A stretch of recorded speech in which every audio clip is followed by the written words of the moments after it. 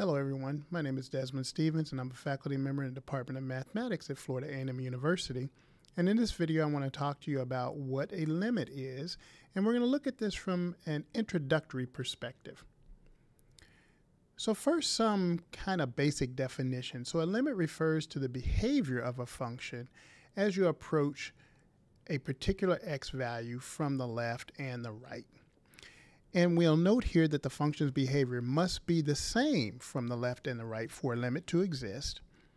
And one thing we want to notice here is also that since we are analyzing behavior as we approach an x value, and that's behavior of the function, we're not concerned at all with what the functional value is at x. So often students get confused thinking about the functional value, but we're not thinking about the functional value, and there may not even be a functional value, but limits still can exist. So when we're talking about limits, we're not concerned about the functional value at the x value in question. So let's refresh just a little bit about how we read functions if we're looking at a graph. So for example, f of 3 in this graph is equal to 2 because the height of the graph above x equals 3 is 2. Well, what do I mean by that? Well, if we go across the x-axis to 3, then what we do is look up and down to see where function is. If function is above us as it is here, we draw a line straight up. And the point where we hit the graph, we go across and we say that that's a y value of 2, which means that f of 3 is equal to 2. Let's look at another example. Here, if we look at f of 4, we see that the functional value there doesn't exist because above x equals 4 on the graph, there's an open circle. And recall that open circles indicate that there's no functional value. So let's look at this one. We'll go across the x-axis to x equals 4. We look up and down. We see that graph and function is above us. So we go up and we notice that we hit that graph right at the point where there's an open circle. If that circle was filled in, we would then say that f of 4 was equal to 4. But since it's open, there's no functional value there. So the function does not exist at x equals 4. What I'd like for you to do now is to pause the video and determine what is f of 0 if it exists for this particular graph. So now let's look at some of the notation for how you read limits. And so you'll see this notation here, and in the orange box, we'll read that as a limit as x approaches c. In the green box, we read that is of f of x. And then finally is equal to L. So we'll read the whole thing. The limit as x approaches c of f of x is equal to L. Now let's look at the notation a little bit more closely. Of course, that's the limit as x approaches c. And then c is what we call the limit point.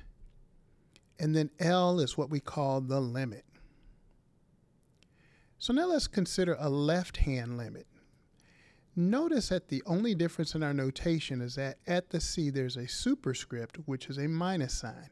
That minus sign indicates that we're approaching our limit point from the left, as you see in the graph over there to the right. Similarly, we can have a right-handed limit. Again, the c, our limit point, has a superscript, which is a plus sign. This is the indicator that we're approaching c from the right, as you see in the graph on the right. So we'd read that one as a limit as x approaches c from the right of f of x is equal L. And we'd read this one, the limit as x approaches c from the left of f of x equals L. Now let's just remember a few important things. A limit refers to the behavior of a function as one approaches a particular x value from the left and right. The limit's behavior must be the same from the left and the right for the limit to exist at a limit point. And since we're analyzing the limit's behavior as we approach an x value from the left and the right, or approach the x value, we're not concerned with the function's behavior at x. So if we're thinking about what the behavior of the function is, we're approaching an x value, or what we call a limit point, then we're not concerned about what the functional value is at x. So let's look at this example. The graph on the right is f of x is equal to x squared when x is between minus 1 and 2, and it's 4 when x is between 2 and 7. So let's analyze what's happening as x approaches 2 from the left.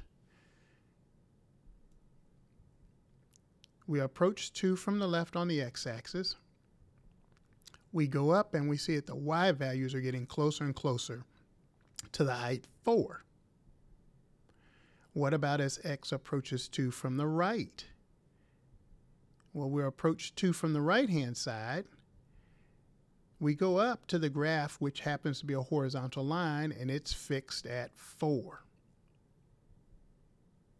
So we note there are no functional values at x equals 2, but that is of no concern because we're talking about limits. And so since the limit from the left and the right of the function are both 4, the limit of the function is 4, because if the limit from the left is 4 and the limit from the right is 4, then the limit as x approaches 4 of this function is equal to, limit as x approaches 2 of this function is equal to 4. And we write that as a limit as x approaches 2 from the left of f of x is equal to the limit as x approaches 2 from the right of f of x is equal to the limit as x approaches 2 of f of x, which is 4.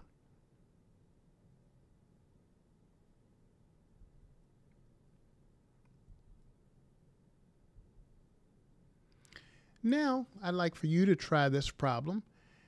Does this piecewise function have a limit at x equals 0? And you're going to answer the following questions to help get to the solution and bring your responses to our next class period. So the first question you're going to answer is, what is the limit as x approaches 0 from the left of this function?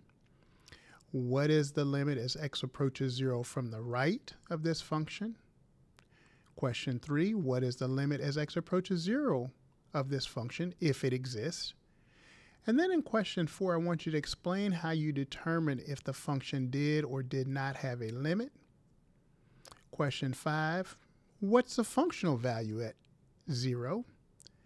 And then question 6, did your answer in 5 influence your limit determination? Hope you enjoyed the video.